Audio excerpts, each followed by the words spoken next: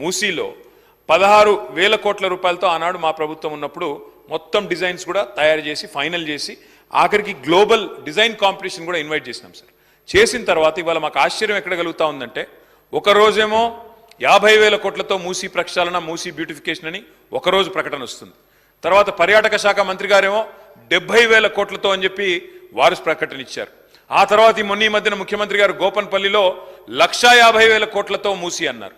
అధ్యక్ష, నేను అడిగేది ఒకటే, శ్రీధర్ బాబు గారి నుంచి క్లారిఫికేషన్ ప్రజలకు తెలవాల్సిన అవసరం ఉంది. ఇది ప్రజల సొమ్ము. 16,000 కోట్లతో including express way, east to west express way 55 కిలోమీటర్లు ప్లస్ బ్యూటిఫికేషన్ మేము ప్రారంభించాం ఆల్రెడీ. మీకు తెలవపోవచ్చు, నాగోల్లో మీరు పోతే మీరు చూడవచ్చు.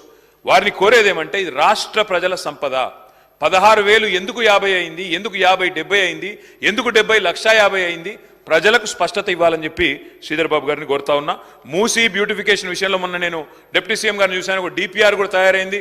మేమేమి ఊరికే అడగలేదు, లెటర్ బాలేదు, కేంద్ర ప్రభుత్వానికి డిపిఆర్ కూడా ఉంది అన్నారు. డిపిఆర్ దయచేసి ఉంటే సభ ముందు టేబుల్ చేయండి. ప్రజలందరూ సభ్యులందరూ కూడా చదువుకుంటారు. ఎందుకంత మొత్తంలో ఖర్చు పెరిగిందో అర్థం